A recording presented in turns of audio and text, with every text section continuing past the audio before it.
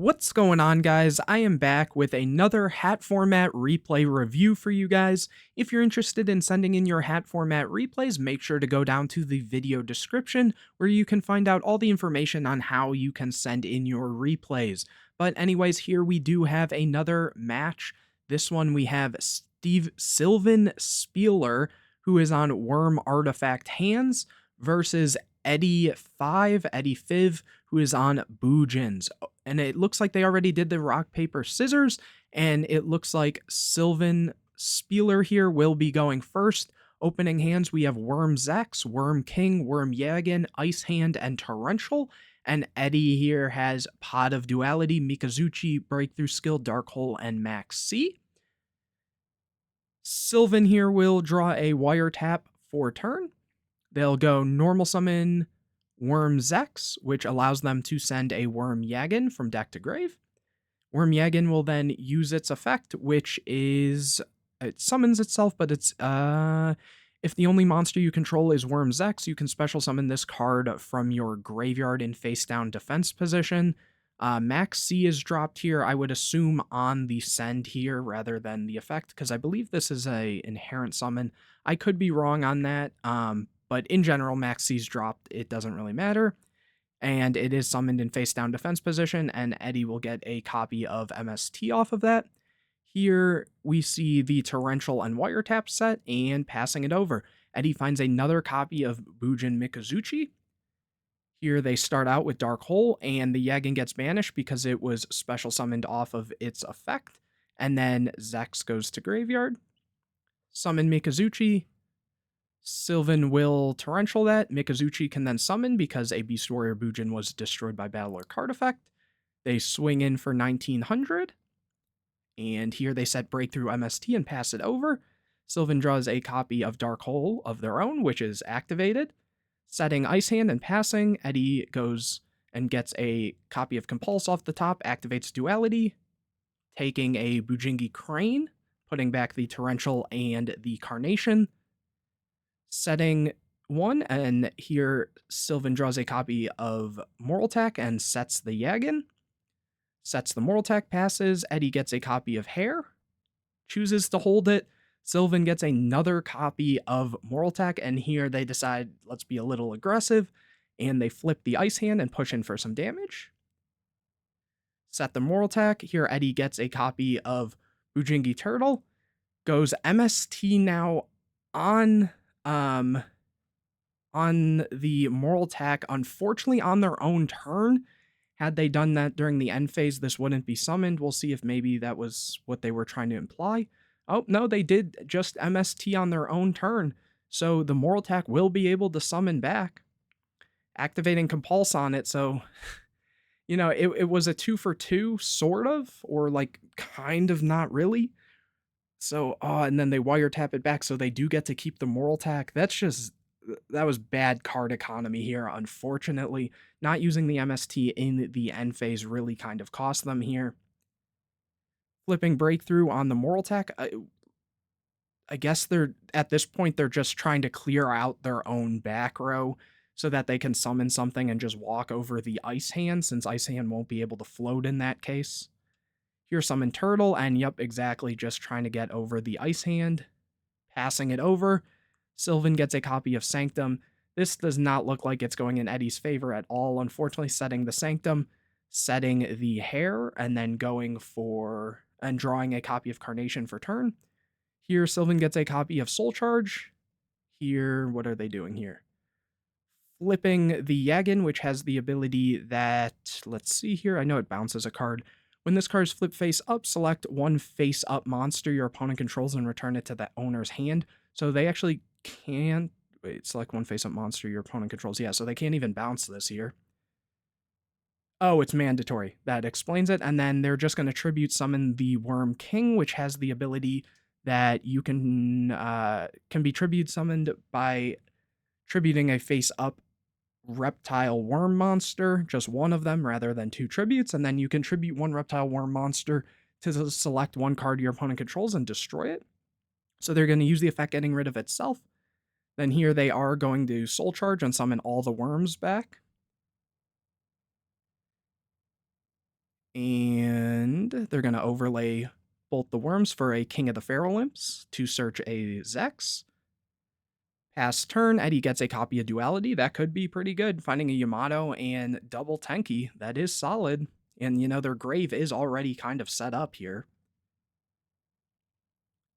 They go summon Yamato, attack into the King, drop the Crane, do some damage, end phase Yamato, sending or adding turtle, sending turtle, draws a Sanctum, activates King of the Feral Imps, adding another Zex.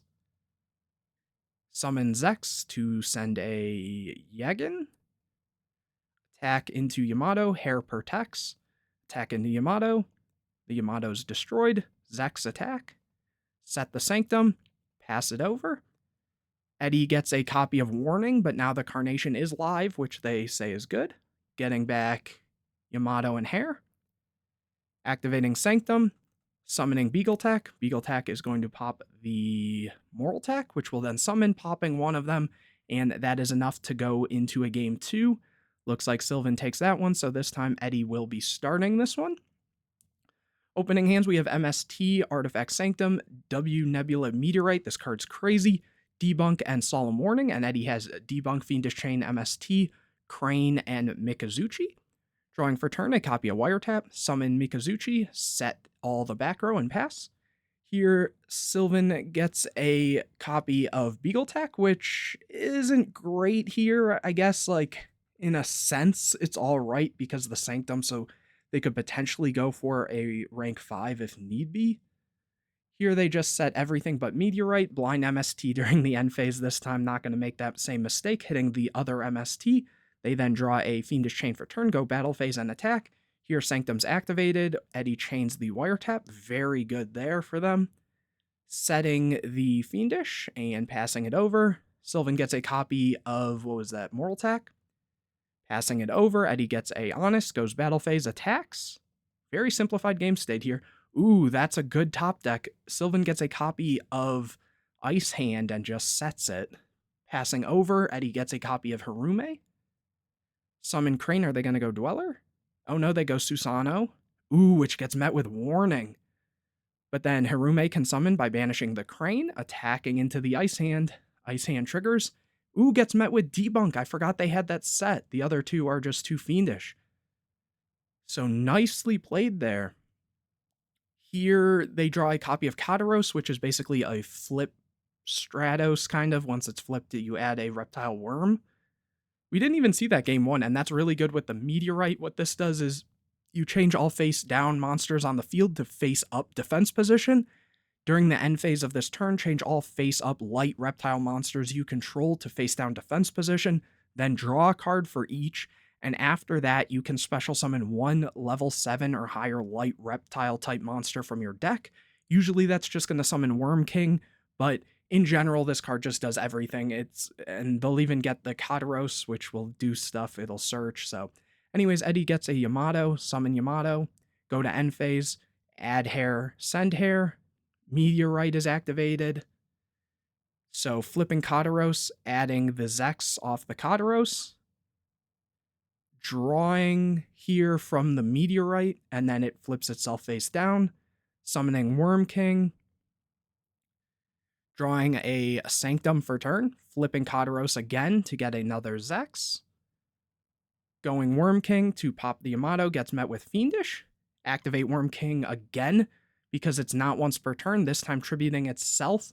So it can, tribute for cost, which I believe this is. You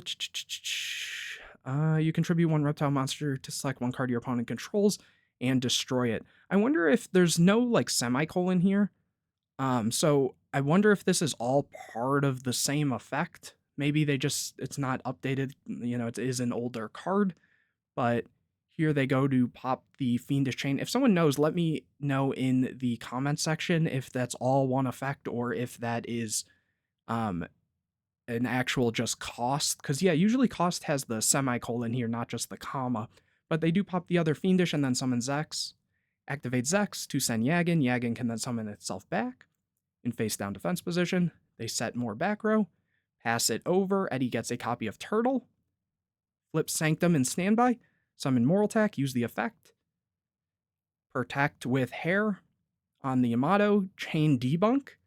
So the Yamato will get destroyed here. Here, Eddie summons a copy of Turtle. Goes battle phase, attacks over Zex.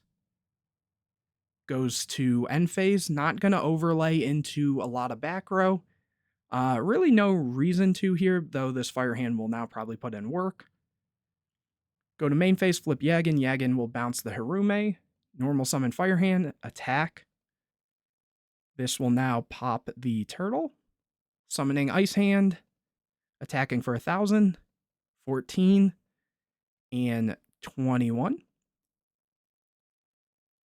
Main phase 2, overlaying for a copy of Emerald, putting back the Fire Hand, Ice Hand, and Zex. Drawing a copy of Yagin. That's an unfortunate draw, but Eddie here will then start his turn by drawing an MST. Activate MST blindly, hitting a Moral Attack. That's unfortunate.